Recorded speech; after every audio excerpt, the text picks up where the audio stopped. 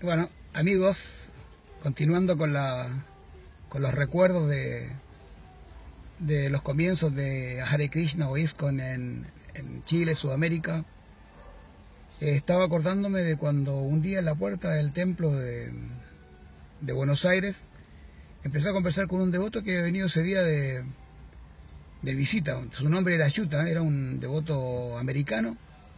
Andaba viajando por los países de Latinoamérica con su hijo, que tendría sus 10 años, y él tendría unos 30 años, me imagino.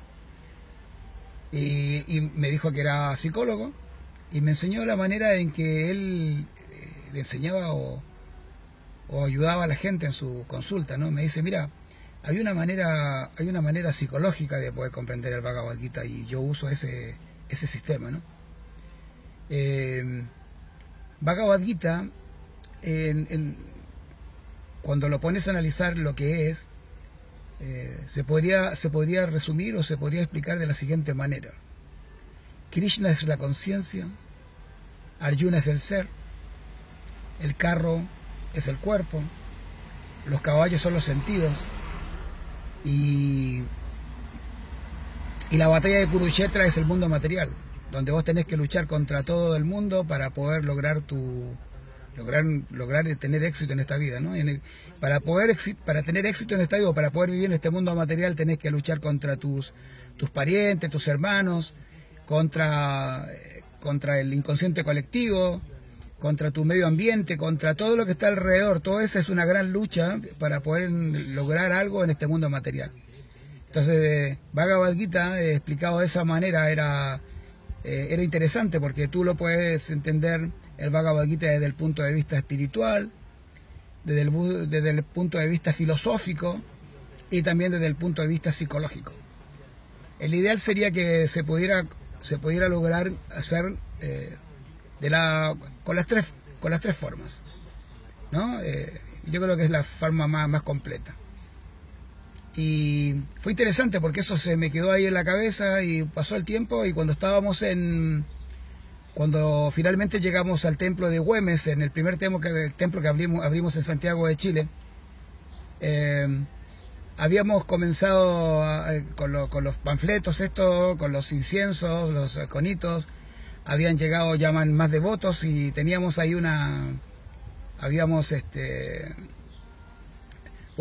habíamos crecido. Ya teníamos, en vez de ser 4, éramos 15 o 18 personas viviendo en una casa, ¿no? Estaba funcionando el asunto. Y venía mucha gente el día domingo, todo eso. Y un día en la mañana apareció Ayuta.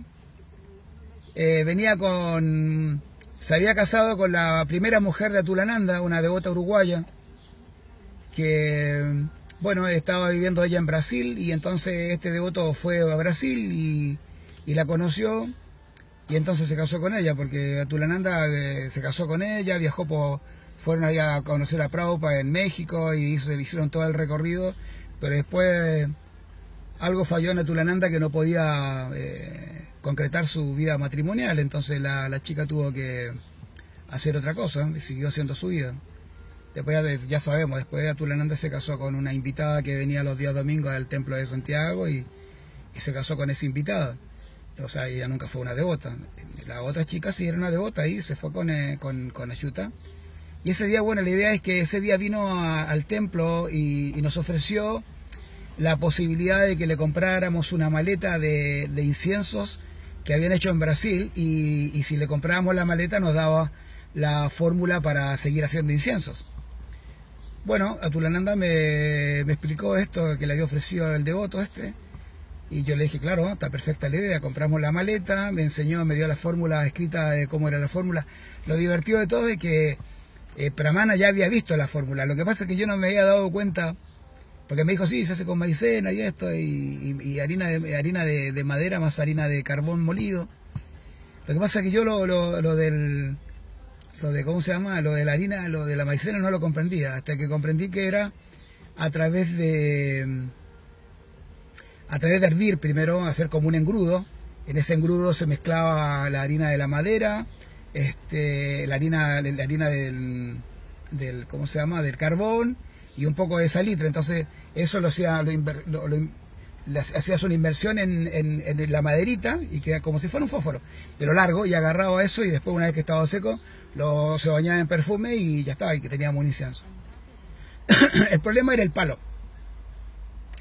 Y un día caminando por la calle Santa Isabel, que es una calle que era paralela a 10 de julio, le pegué una patada en el suelo, le pegué a una chapa de madera y miro para el costado y decía Infodema, industria foliadora de madera.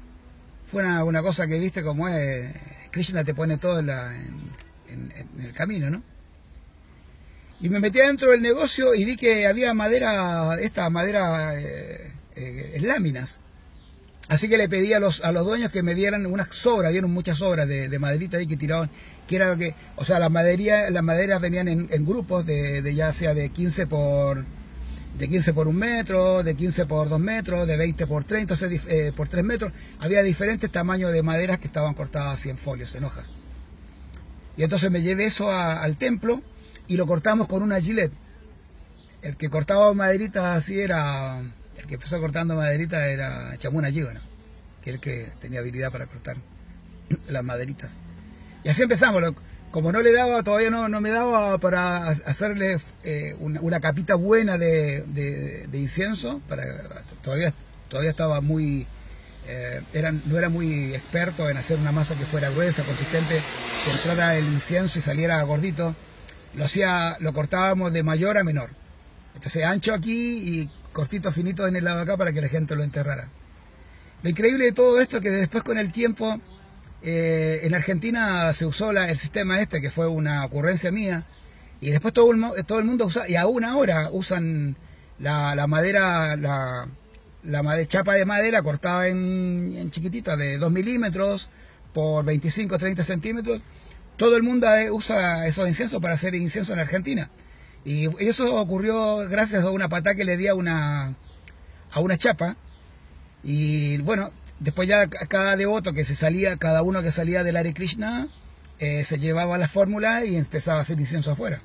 Así ocurrió con el asunto, y así llegamos a tener un montón de fábricas de inciensos ahora actualmente en Argentina y no sé si en Chile.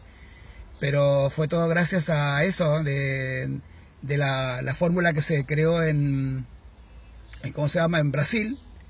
Ellos usaban la madera de los pinchos, la madera de una especie de escarbadiente largos, y yo al principio usé la madera esa cortada, pero después llegó se me ocurrió a mí de que podía buscar, si no había madera de mondadiente o de pinchos, podía haber alguna madera similar, y se me ocurrió lo de los palitos de los chupetines. Entonces lo que hice fue... Listo. Entonces lo que hice fue, busqué y me dieron la dirección de una fábrica de estos chupetines que estaba ahí cerca de la Gran Avenida o Santa Rosa, creo. Bueno, fue así como conocí a un muchacho que fabricaba los palitos, que los hacía de madera de álamo muy liviano, y me lo hacía de 20 centímetros. De hecho, él después se fue a trabajar conmigo a la fábrica allá en Puente Alto, y organizó una maquinita con la cual él ponía 24 palitos en una historia con una ranura, metía los palos ahí, los enganchaba. Bueno, un sistema que estuvo bien para hacerlo, pero el sistema argentino era mucho mejor, que era un palo largo de 70 centímetros por 5 de ancho, y que tenía alrededor una goma con muchas gomitas, y se metían los palos ahí y podías meter hasta 70 palos en un bastidor. Y el que seamos en Chile, y el que era el sistema brasilero, podía poner más o menos 25 o 30 palitos en cada bastidor. Ocupaba más espacio también. Por otro lado, el de Brasil era un sistema que se hacía con carbón, y que había que moler el carbón. Compré un molino, y en cambio el sistema argentino se basó en hacerlo con harina de madera. Ahí habían más fábricas también de harina de madera, que ellos lo usaban para los abrigos de piel y para las fábricas de espirales. Entonces, bueno, se fue dando todo, y finalmente empezamos a hacer los inciensos. Los primeros inciensos eran de 10 centímetros de largo, y los poníamos en una cajita que originalmente la usábamos para hacer conitos. y fue un éxito. De hecho, al principio también usábamos las maderas foliadoras las mandaba a hacer a una imprenta donde me las troquelaban unas láminas de 10 centímetros por 25 y las metían en la troqueladora y me cortaban los palos. Solamente había que cortar los costados y ya tenía esa madera. Fue interesante porque gracias a eso fuimos creciendo gradualmente, y entonces cuando pasaron los 3 meses de estar en ¿cómo se llama? En Güemes, yo acostumbraba a comprar el periódico y leer el periódico, sobre todo los avisos económicos, para ver qué es lo que había. Y entonces encontré un aviso que decía, me sorprendió mucho, porque creo que pagábamos, por ejemplo, suponte 2.000 pesos por el mes de alquiler, ¿no? Una cifra.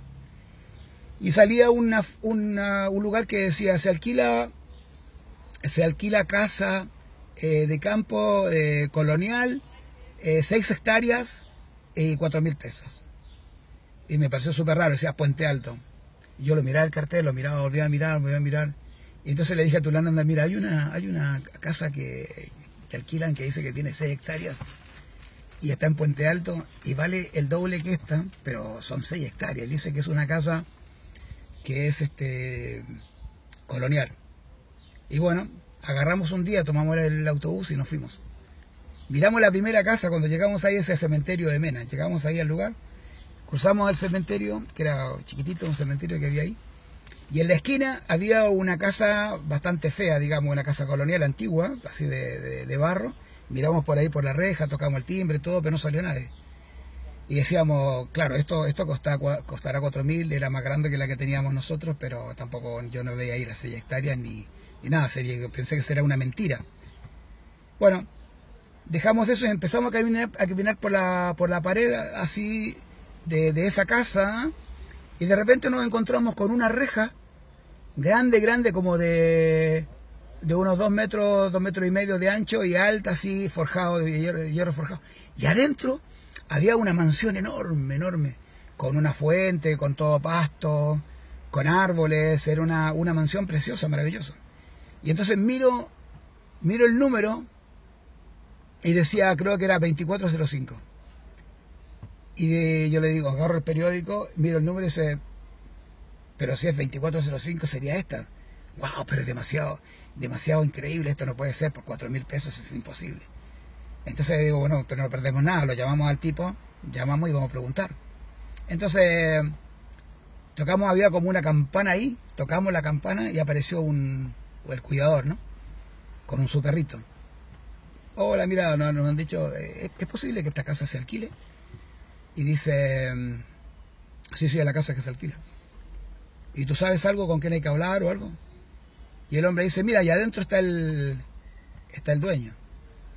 Y entramos a la casa y era increíble, tenía unos muebles, era toda hecha de roble americano, los pisos de roble americano, los muebles eran de roble, tenían todos, bueno, era un sueño la casa esa, ¿no? Bueno, nosotros sabíamos que los salones teníamos que sacar todos los sillones, toda la historia para hacer ahí el templo.